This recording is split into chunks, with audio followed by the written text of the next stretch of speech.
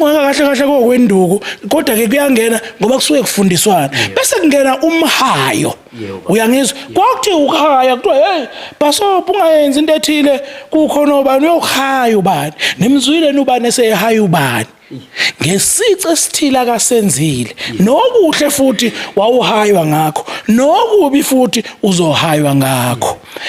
kuze kufike la ngicabanga ukuthi ufuna kufike khona la sekukhona ke lokhu kwamanje nobuqhawe lami nokuhayana nokungcwekisana masiye diphini ke